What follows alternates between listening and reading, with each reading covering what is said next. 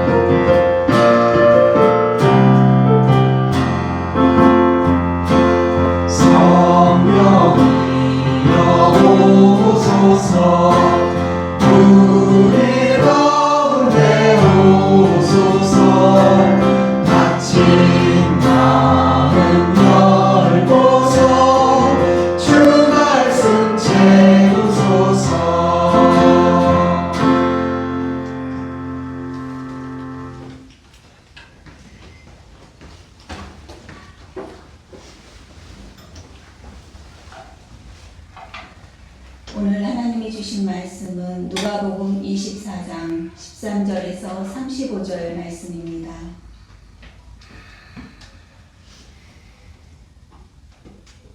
마침 그날에 그들 가운데 두 사람이 예루살렘에서 한 30리 떨어져 있는 엠마오라는 마을로 가고 있었다.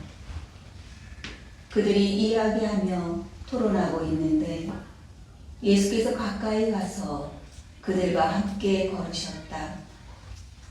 그러나 그들은 눈이 가려져서 예수를 알아보지 못하였다. 예수께서는 모세와 모든 예언자에서부터 시작하여 성경 전체에서 자기에 관하여 써놓은 일을 그들에게 설명하여 주셨다. 그러자 그들은 예수를 만류하며 말하였다.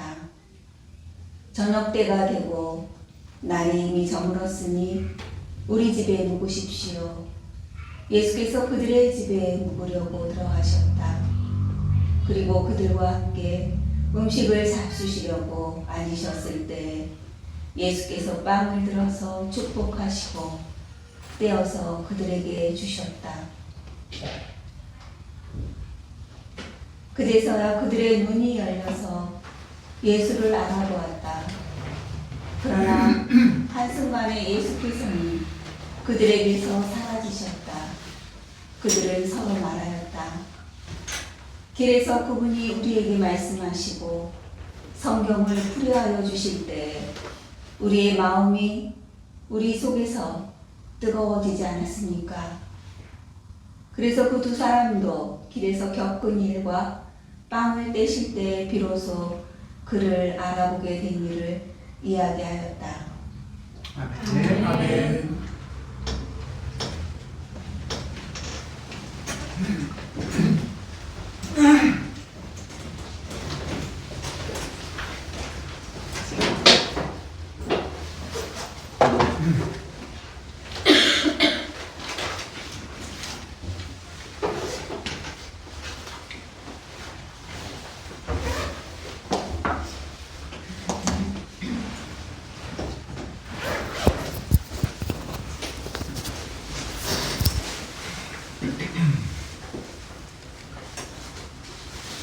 네, 안녕하세요. 안녕하세요. 반갑습니다.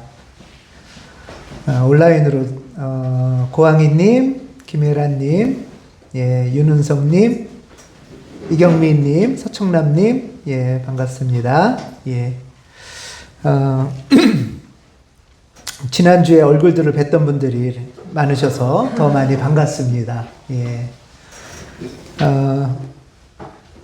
지난주는 부활 대축일로 우리가 정말 감사하고 기쁜 예배를 잘 드렸습니다. 지난주 모습 중에 하나인데요. 아는 분들 있으신가요? 예, 있으세요? 없어요? 예. 다 가면을 쓰고 있어서 누군지 모르겠죠? 예. 이런 연극도 아주 즐겁게 하고 이렇게 장로님 비슷한 분은 손도 올리고 계시고, 예, 이런 모습들이 지난 주일의 풍경이었습니다. 또, 예, 이렇게 아주 관람을 열심히 하시는 분도 계시고, 주한이 아주 벌떡 일어나서 막 이러고 보고 있고요. 또, 예란님이 햇볕처럼 나타나시기도 하고 이렇게 감사하게 식사하는 복대접잔치 나누는 그런 감사한 부활주의를 보냈습니다. 네, 이렇게 우리가 이제 부활주의를 잘 보내고 지난 한 주간 보내고 나서 이제 한 주 다시 이제 우리 각자 삶의 자리에서 이렇게 주님이 맡겨주신 일들을 했습니다. 지난 주일을 거치고 이제 지난 주 중에 한 주간 어떻게 잘 지내셨습니까? 예. 기쁨과 감사 가운데 부활하신 주님하고 잘 동행하셨습니까? 예, 여기 살짝 작아지는군요. 예. 어떤 분은 이런 느낌이 들 수도 있을 것 같아요. 부활주일에는 분명하게 기쁘고 감사했는데 정말 주님이 오셔서 너무 그게 우리한테 어떤 의미인지도 다시 또 생각해 보게 됐는데, 이제 예배를 마치고 주일을 지나고 월요일부터 다시 출근을 하셨죠? 일상을 사신 거예요. 각자 삶의 자리에 살면서는 그 기억이 약간 희미해지고 부활절이 지난주였나? 하는 생각이 들 수도 있고,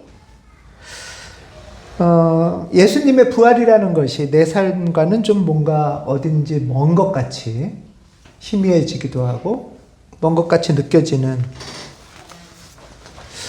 그런 마음이 드실 수도 있어요. 그래서 한 주간 바쁘게 지내고 힘들게 지내다가 교회를 왔더니 교회 입구에 이 올리브 나무가 있어서 지난주가 부활주일이었지 할 만큼의 한 주간이었을 수도 있습니다. 그러나 분명한 거는 지난 부활주일만이 아니라 부활주일 다음에 월요일부터 토요일까지도 부활하신 주님이 우리와 함께 계셨다. 우리와 동행하셨다. 이게 분명하게 성경에서 말씀하시는 바잖아요. 다만 우리가 그런 부활 주님을 잘 느끼지 못하거나 알아보지 못한 것인 거죠. 근데 사실 뭐 그렇다고 해서 이렇게 크게 막 회개하고 자책하시지는 않아도 됩니다. 오늘 성서 본문에 보면 형편이 우리나 예수님 제자나 좀 비슷해요. 예. 오늘 본문은 엠마오로 가는 두 제자 이야기입니다. 이야기는 이렇게 시작이 되는데요. 마침 그날에 그들 가운데 두 사람이 예루살렘에서 한 30리 떨어져 있는 엠마오라는 마을로 가고 있었다. 이제 예루살렘에서 30리 떨어진 엠마오로 가는 길이에요. 그들 가운데 두 사람, 이제 예수님 제자들 중에 두 명이란, 한 30리가 한 11km 정도 된대요. 여기 거리로는. 그래서 한번 제가 이렇게 찾아봤더니, 우리 교회에서 수원의 화성 행궁 정도 거리예요. 네, 한 3시간 정도 걸으면 되는. 그러니까 예루살렘에서 있었을 때는 예수님하고 같이 있었던 거죠. 제자 공동체랑 있다가 이 예루살렘에서 예수님이 십자가에 달리고 죽으시고 하는 사건 속에서 떠난 거예요. 그래서 수원 행궁으로 가는 거죠. 근데 거기가 고향인 것 같아요, 이 사람은. 그러니까 예루살렘에 아주 가까운 두 사람이 있었습니다. 그 이제 이 사람들이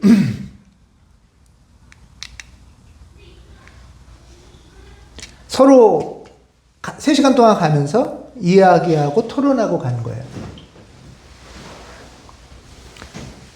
이야기하고 토론하고 갔다는 것, 이 성경의 18절인가 보면은 두 제자 중에 한 명의 이름은 글로바라는 제자예요. 그러니까 글로바랑 또 한 제자가 이제 고향으로 가면서 예루살렘에서 있었던 일을 얘기하는 거죠. 지금 14절에 보면은 바로 그날이 어떤 날이냐 하면은 주일이에요. 부활절. 부활절에 내려가는데 부활절절 3일 전에 예수님이 십자가에 못 박혀 돌아가신 거죠. 예수님이 십자가에 못 박혀 돌아가신 것에 대해서 서로 이야기하는 거예요. 이야기하고 토론했다라고 하는데요. 이야기한 건 서로 넌 어땠냐? 나는 이거 그랬어. 이렇게 서로 얘기를 나누는 거예요. 토론은 야, 너 그거 이해가 되냐? 그게 말이 된다고 생각하냐? 지금 이런 얘기를 하는 거예요. 지금 그런 예수가 십자가에 못 박힌 사건이 뭘까? 또 뭐 누가 무덤에 갔는데 예수님 없어졌다고 하는데 그건 뭘까? 이들은 지금 자신들의 경험을 나누면서 그 의미가 뭔지 찾으려고 씨름을 하면서 지금 걸어가는 거예요. 그리고 바로 그때 그렇게 막 고민하고 얘기하면서 걸어가는데 그들에게 예수께서 가까이 가서 그들과 함께 걸으셨다. 그랬어요. 어떠세요? 이 느낌이? 지금 이렇게 장면이 그려지세요? 네, 둘이서 막 한번 심각한 얘기를 막 하면서 가는데 예수님이 그들에게 가까이 다가오신 거예요. 저는 예수님 되게 다정한 분인가? 이런 생각이 좀 들어요.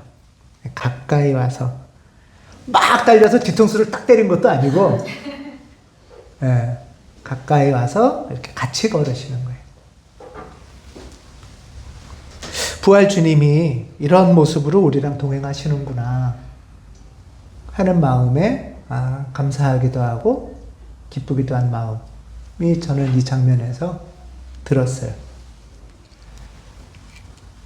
그런데 바로 16절에 보면 그러나 그들은 눈이 가려져서 예수를 알아보지 못했어요.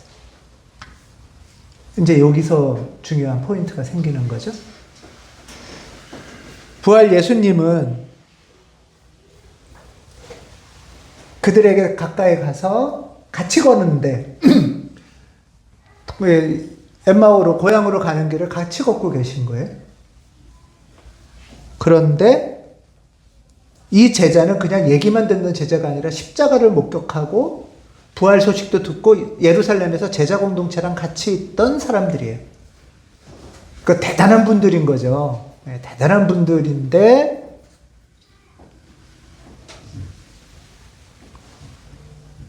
부활 예수님을 알아보지 못한 거예요. 네, 십자가도 받고 부활 소식도 들었어요. 그리고 부활 예수님까지 옆에 같이 계신데도 부활 예수님을 알아보지 못한 것. 혹시 우리도 지난 한 주간 이런 모습이었을까 하는 생각도 해봅니다. 사실 우리가 예수님 믿은 건 이들보다 훨씬 오래 믿었어요. 예수님 공생에 3년이라고 치면 예수님 안만 믿어봤자 3년 믿은 거예요, 이 사람들은. 네, 여러분들 몇 년 믿으셨어요? 믿음, 물론 예수님을 직접 본 직계 제자의 그 특별함이 있지만 믿음의 연조로 치면 우리 주일학교 어린 시절부터 해가지고 우리도 십자가도 얘기하고 부활 소식도 듣고 신앙도 토론하고 예수를 왜 믿는지도 말하고 하지만 정작 부활 예수님이 가까이 다가오셔서 같이 걸으시는데 그분을 알아보지 못했나 하는 생각이 드는 거죠. 뭐 멀리도 말고 그냥 부활절, 부활 대축일을 기쁘고 감사하게 드린 그 다음 날부터 일주일, 6일간 어땠을까 우리는? 그러면 이제 여기서부터 우리가 조금 질문을 심각하게 하기 시작해야 되는데 왜 우리는 부활 예수님을 알아보지 못할까? 이거예요. 우선 15절에 보면 이들이 이야기하고 토론하고 있을 때 예수께서 가까이 와서 동행하셨다고 해요. 여기서 첫 번째 생각해 볼 건 뭐냐면 이들은 분명 이야기하고 토론할 때 그 주제가 뭐였겠어요? 예수님이었겠죠. 예수님이었고 예수님 십자가 사건이었고 그러면 이제 우리 공동체가 어떻게 됐냐? 우리 교회는 어떡하냐? 뭐 이런 얘기였을 거 아니에요? 예수님 얘기하고 교회 얘기하고 신앙 얘기하는데 예수님이 옆에 계신 거예요. 예수님이 말 걸었으면 아마 어떻게 했을 것 같아요? 좀 가만히 계셔 보세요. 우리 지금 교회 때문에 고민이 많은데.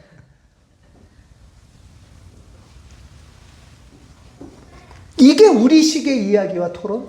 내 생각과 사고에만 갇혀있는 어떤 모습일 수도 있다는 거죠. 이들이 정말 이야기하고 토론한 주제는 진짜 부활 예수, 진짜 예수에 주목한 게 아니라 자기 방식으로 이해한 그 사고 속에 갇혀서 이제 십자가로 예수는 끝났다. 우리 교회는 끝났다. 뭐 이런 판단들?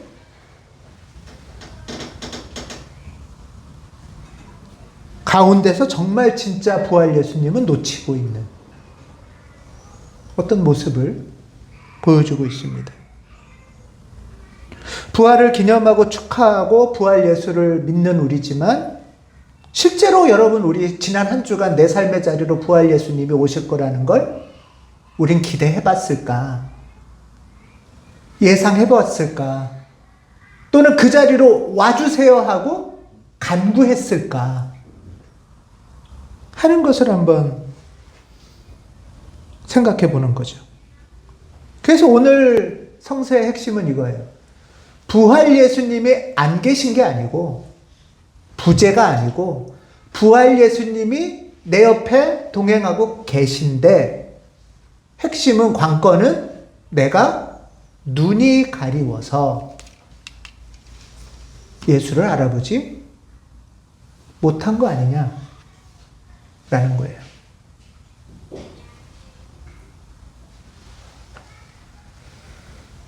그분이 없다가 아니고 있는 그분을 우리가 어떻게 볼 수 있을까 하는 것이 관건이라는 거죠.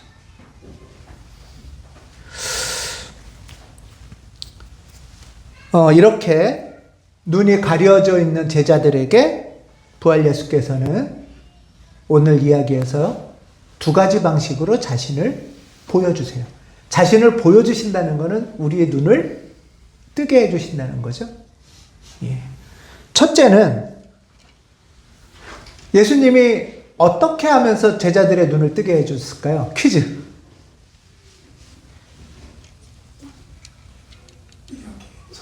예, 성경이에요. 첫 번째는. 예, 첫 번째는. 두 가지 방식 중에 첫 번째는 성경이에요. 예수께서는 모세와 모든 예언자에서부터 시작하여 성경 전체에서 자기에 관하여 써놓은 일을 그들에게 설명하여 주셨다라고 했어요.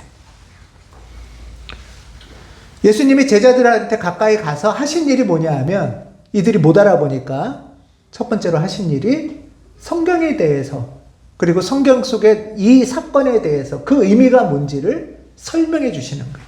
네가 겪은 일이 무슨 일인지, 우리가 살면서 겪는 일들 있잖아요. 우리가 살면서 겪는 사건들 있잖아요. 이게 뭐지? 이건 어떤 의미일까? 라고 할 때 성경 속에 그 의미를 찾는 길이 있을 수 있다. 여기서 설명한다라는 거는 이렇게 단단하게 뭉쳐있는 어떤 실뭉치 같은 거예요.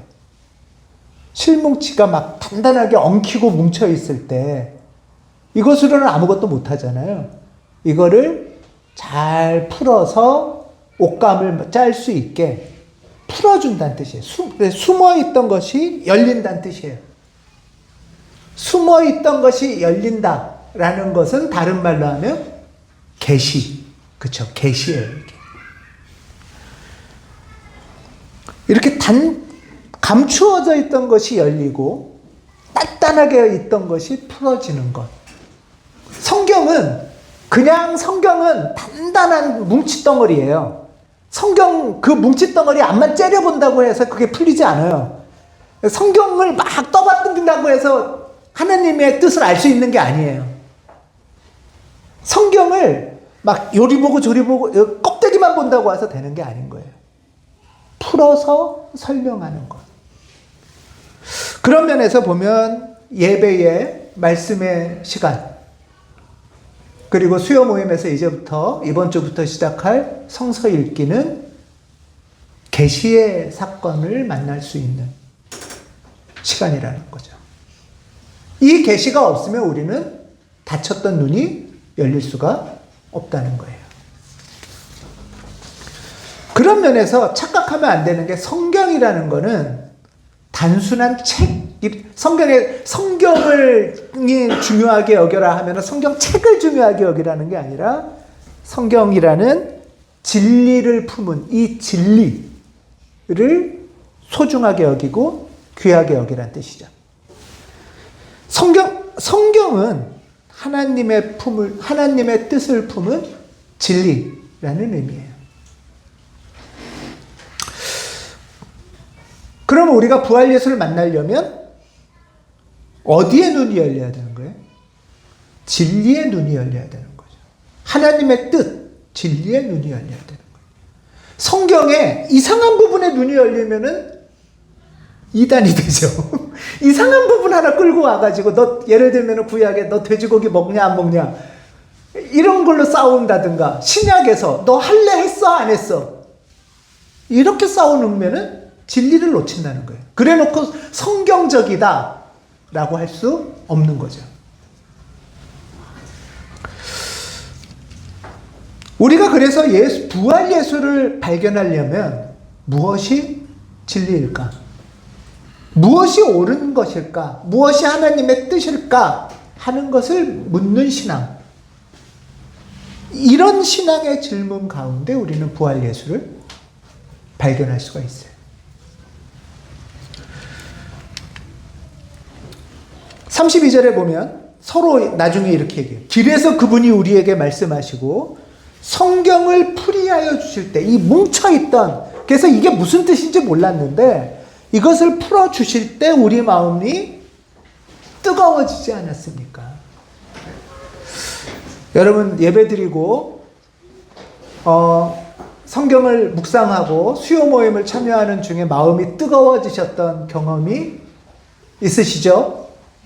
예. 이게 두 제자의 고백이에요. 이 뜨거움은 그냥 어떤 막 순간적인 감정의 자극이나 막 큰 소리 기도나 박수치는 찬송을 굳이 안 해도, 그래도 뜨겁겠지만 굳이 안 해도 진리가 우리를 뜨겁게 한다는 거예요. 진리가. 이 진리가 주는 뜨거움은 거짓과 불의라는 불순물을 불태우는 뜨거움이에요. 그리고 우리 삶을 진리에 맞춰서 다시 재정렬하는 뜨거움이에요. 무엇이 옳은지 치열하게 묻고 그 진리를 따라 살기로 작정하는 것. 그 과정에서 우리는 뜨거운 마음으로 부활 예수를 발견할 수 있습니다. 예. 아멘이시죠? 네, 이거는 아멘을 해야 돼요. 예. 두 번째, 부활 예수께서 제자들에게 자신을 드러내는, 제자들의 눈이 열리는 두 번째 방식은 뭐죠? 예, 성찬입니다. 예. 성서와 성찬인 거죠.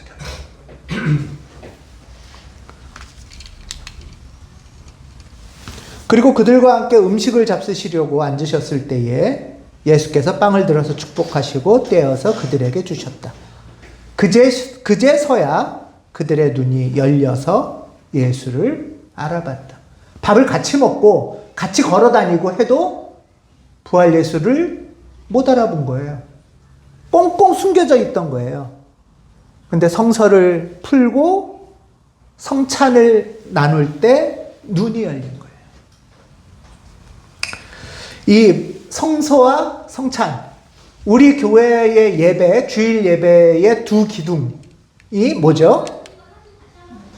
말씀의 잔치, 나눔의 잔치, 이렇게 이름을 붙였어요. 말씀의 잔치는 성서와 설교, 이게 말씀의 잔치죠. 그 다음에 나눔의 잔치, 예, 성찬의 순서예요. 나눔의 잔치는 두 가지로 크게 구성되죠. 하나는 봉헌이에요. 헌금. 봉헌. 그리고 그 헌금이나 봉헌물을 어떻게 하는 거예요? 이제 모았으니까 나누는 거죠. 분병. 떡과 포도주를 나누는 거랑 똑같은 거예요. 이게 분병. 성경은 하나님의 뜻을 가르쳐 주는 시간이에요. 그러면 나눔의 잔치, 성찬은 뭘까요? 그 뜻을 실천하는 시간이에요. 성서에서 말씀을 배웠죠. 성찬의 의미를 상실한 교회는 배움만 있고 실천은 없어요. 예배는 성서의 말씀을 배우면 성찬이 그 말씀을 실천하는 자리예요. 자, 그 말씀, 핵심은 뭐냐? 그 말씀의 진리는 뭐냐? 진리는 성찬의 핵심은 나눔이에요. 나눔. 그래서 우리 교회는 나눔의 잔치라고 한 거예요.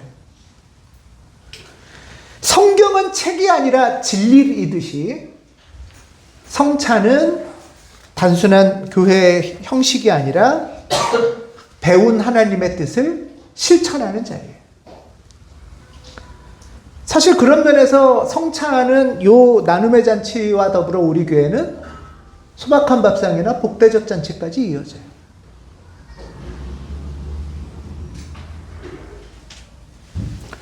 자, 그런데 여기 한번 잘 보세요. 28절서부터 보면 이제 예수님하고 그 제자들이 엠마오를 향해서 쭉 걸어가고 이런저런 얘기를 했어요. 성경도 말씀하시면서. 그러다가 28절 그 두 길소는 자기들이 가려고 하는 마을에 가까이 이르렀다. 그런데 예수께서는 더 멀리 가려는 듯 하였다. 어디 과천까지 가시려나 봐요. 그런데 이 제자들이 예수님을 만류해서 말했어요. 왜 만류했죠? 네, 저녁 때가 되고 날이 저물었는데 더 가시면 위험합니다. 우리 집에 묵으십시오. 그래서 예수께서 그들의 집에 묵으려고 이제 들어가셨다라고 나와요.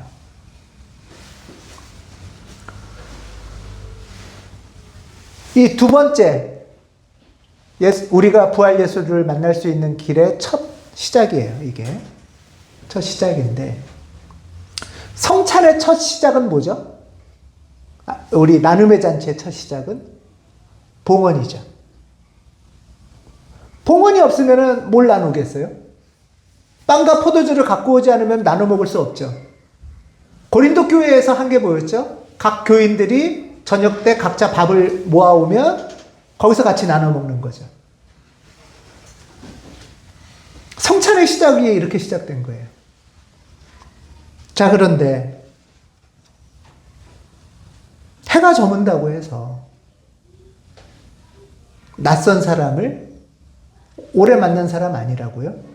낯선 사람을 내 공간으로 초대할 수 있을까?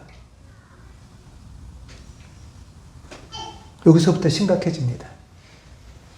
교회 안 다니는 사람들은 교회 왔다고 헌금하라. 이거 심각하죠. 헌금하라는 소리만 안 하면 교회 올 텐데. 우리는 다 성서의 말씀으로 진리는 배웠어요. 그러나 해가 저문다고 낯선 분을 내 공간에 초대할 수 있을까? 나만 혼자 사는 게 아니라 집에 가면 가족도 있어. 가족들이 좋아하지 않을 거예요, 분명히. 뭐 손님이 와서 안 좋아하는 것도 있겠지만 우리 집도 그렇게 먹을 게 넉넉하지도 않아요. 집도 좁아.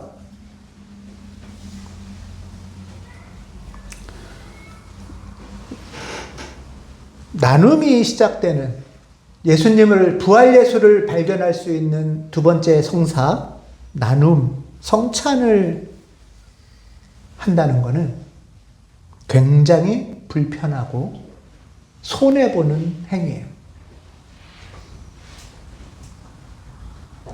더군다나 내 삶의 경계를 열고 그 자리로 초대하는 아주 위험한 행위예요.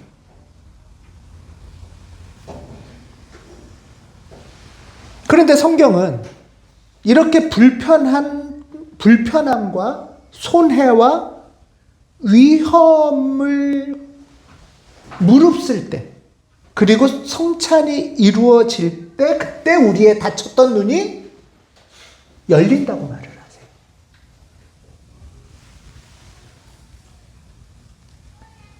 불편과 손해와 위험의 나눔. 이걸 해야 부활 예수를 볼 수 있어요. 근데 이게 예수의 삶이었습니다. 예수께서는 제자들을 불러온 다음에 어떻게 하셨어요? 진리를 나눠주시죠. 가르침을 나눠주시고, 또 서로 모여서 음식을 나누시고, 기쁨을 나눠주시고, 평화를 나눠주시고, 성경에 보면 힘이 남아 돌아서가 아니에요. 예수님 그러고 나서 하도 피곤해서 몰래 도망가서 쉬려고도 하고 시간과 열정과 에너지를 나눠주는 거예요. 그렇게 하다가 결국 자기 인생을 나눠주고 십자가에서 자기 생명을 나눠주고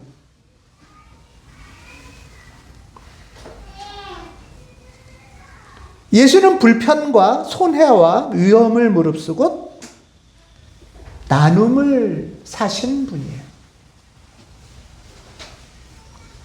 그리고 마지막에 제자들에게 돌아가시기 전에 말씀하시죠. 성찬의 자리에서 너희들도 이렇게 하여라. 고향으로 내려가는 두 제자들의 기분은 지금 어땠을까요? 예루살렘에서 엠마오로 갈 때. 마음이 막 답답하고 혼돈스럽고 낙심되고 사실은 지금 손님 맞이할 기분이 아니야.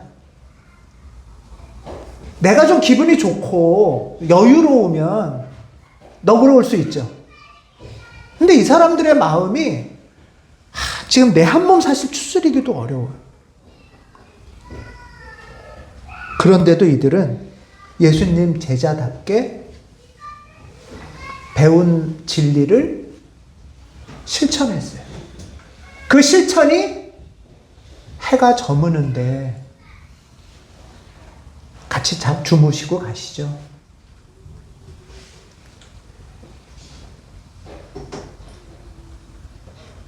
이때 기적이 일어난 거예요. 이때 부활 예수가 자신을 환히 드러내시는 계시 사건이 일어난 거예요.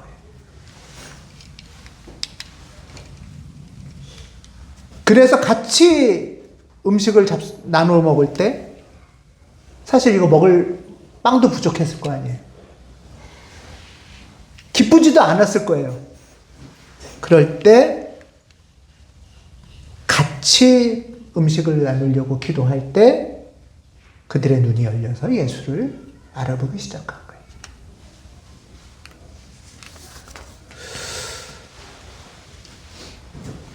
한번 저도 생각을 해봤는데요. 여러분은 내 거를 좀 나눠주는 불편이나 손해를 좀 감수하는 게 그나마 나세요? 아니면 내 영역, 나만의 어떤 세계, 이것을 열고 누구를 초대하는 게 더 쉬우세요? 어쩌면 그 두 개가 연결되어 있을 수도 있겠죠?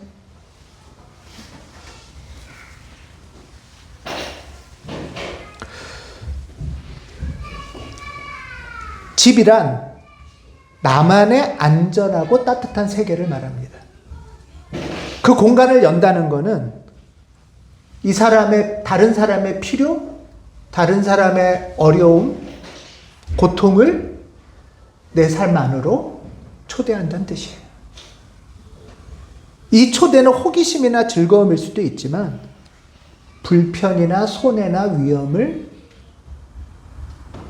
무릅쓰겠다는 거룩한 성사이기도 합니다. 이 기적은 이 제자 두 사람의 마음에서 시작되는데요. 예수님의 가르침을 배운 제자답게 저는 아마 이랬을 것 같아요. 해가 져가는데 저 사람은 어떡하지? 그냥 이 연민과 자비에서 시작했을 것 같아요. 해는 지는데 저 사람 그냥 가면은 안 되지 않을까? 우리 지난 한 주간 이런 마음이 상대한테, 다른 사람한테 들었던 순간이 있을 수 있잖아요. 아, 저 사람 어떡하지? 저 사람을 위해서 내가 뭘 좀 어떻게 나눠줘야 될까? 저 사람의 내 세계를 좀 열고 나를 좀 포기하고라도 초대해야 될까?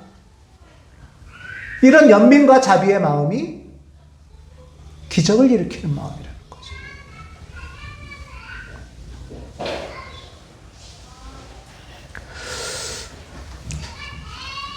분명히 우리가 지난 한 주간 이런 마음의 움직임이 있었을 수 있어요. 그때 우리는 어떻게 반응했을까? 그 옆에 부활 예수님은 우리의 반응을 기다리고 계셨을 거예요. 우리의 닫힌 눈이 열리는 깨어남은 이 성서, 진리, 성찬, 나눔 이 두 가지를 통해서 가능한데요. 이 진리는 이러이러하게 살아야 된다. 이것이 옳은 길이다라는 가르침이에요. 진리는. 성찬, 나눔은 그 진리대로 행해보자, 실천해보자 라는 상징적인 표현들이에요. 교회에선 이걸 성찬이라고, 예배에선 성찬이라고 하고, 예배를 마치고 나선 복대접 잔치나 수박한 밥상이라고 하고, 우리 주중에는 여러분들의 마음들에 따라서 부를 수 있을 거예요.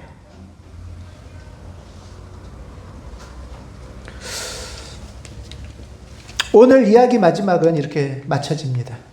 그렇게 눈이 뜨여졌을 때 이 제자들은 어떻게 했나? 그들이 곧바로 일어나서 예루살렘에 돌아와서 보니 11제자와 또 그들과 함께 있던 사람들이 모여 있었고 모두들 주님께서 확실히 살아나시고 시몬에게 나타나셨다고 말하고 있었다. 그래서 그 두 사람도 길에서 겪은 일과 빵을 떼실 때 비로소 그를 알아보게 된 일을 이야기하였다. 33절에 그들이 곧바로 일어나서 눈이 열린 거예요. 부활 예수를 발견한 거예요. 연민과 자비의 마음을 배움에 따라서 실행하는 과정에서 눈이 열리자 예루살렘으로 돌아갔대요. 예루살렘은 뭐가 있길래 돌아갔죠? 예루살렘에서 이들이 떠날 때는 예수를 죽인 십자가밖에 없었어요. 공동체는 끝나고 파괴됐다고 생각하고 떠난 거예요. 부활 예수를 만나니까 십자가가 끝이 아니구나. 부활 공동체 안에서 새로운 시작이 일어나는구나 라고 하면서 이들은 다시 부활 공동체를 향해서 간 거예요. 그리고 서로 주님이 살아나셨다. 나 주님 내 삶의 자리에서 만났어. 주님을 비로소 알아보게 된 이야기들을 서로 한 거예요.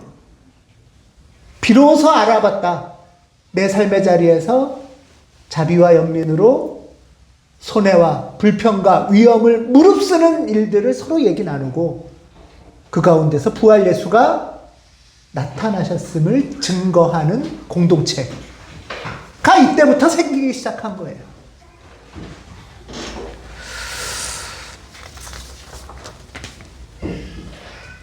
오늘 한 주간 우리는 어디서 부활 예수님을 발견할까? 다시 말하면 오늘 한 주간 나는 두 제자처럼 누구에게 관심을 갖고 누구에게 자비의 마음을 가질까? 그리고 물어볼까? 해져가는데 어떡하시겠어요? 일로 오십시오. 같이 이야기 나눕시다. 같이 먹읍시다. 하면서 누구를 위로와 격려로 초대할까? 부활절 둘째 주일을 맞이하면서 그때 부활주의를 알아보는 기쁨으로 우리 삶의 자리가 뜨거워지는 그런 가운교회 또 가운교우 여러분 되시기를 기원합니다. 기도하겠습니다.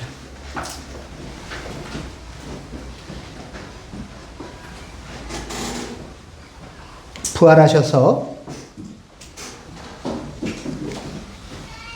우리에게 다가와 말을 거시고 함께 걸으시는 주님 감사합니다. 그러나 우리는 눈이 가려져 주님을 알아보지 못할 때가 많습니다. 말씀을 통해 진리를 깨닫게 하시고 그 진리가 우리를 뜨겁게 하여 삶으로 살아내게 하옵소서. 손해와 위험을 감수하는 나눔의 길을 걷게 하시고 당신이 주시는 뜨거운 열정과 능력으로 부활 예수를 만나게 하옵소서. 한 주간 부활 주님을 만나는 기쁨, 그 가운데 우리를 다시 공동체로 모으셔서 함께 부활 주님을 증언하는 가온교회 되기를 원합니다. 부활하신 주 예수 그리스도의 이름으로 기도합니다. 아멘.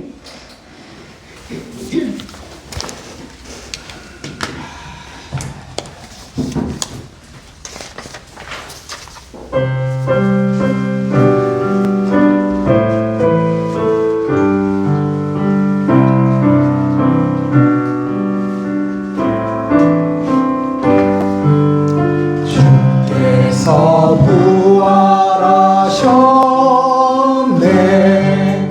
할렐루야, 할렐루야. 참으로 부활하셨네. 할렐루야, 할렐루야. 주께서 부활하셨네. 할렐루야,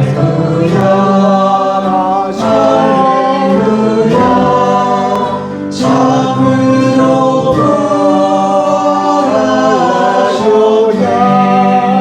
할렐루야, 할렐루야.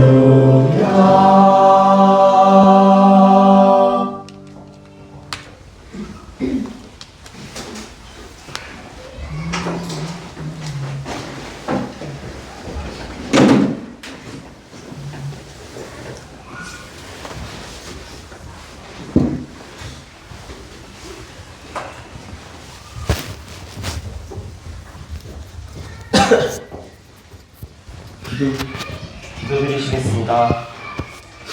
부활하신 예수님, 우리와 함께 하셔 말씀을 풀어 우리를 가르치시고 빵을 떼는 성찬을 통해 우리의 눈을 뜨게 하시는 하나님, 우리가 말씀과 나눔의 잠시를 통해 주님을 더 알게 되고 부활 예수를 경험할 수 있게 하여 주세요.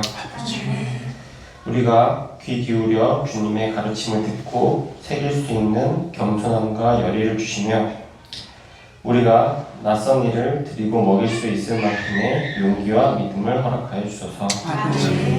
그리고 그 가운데 이러한 두려움과 수고를 무릅쓰고 나아갈 때 주님을 만나는 기적을 경험하게 하소서. 작지만 준비한 예물을 드립니다. 이 예물들이 하나님이 원하시는 정의로운 평화와 회복이 이루어지는 데 쓰일 수 있도록 도와주십시오. 예수님의 이름으로 기도합니다. 아멘.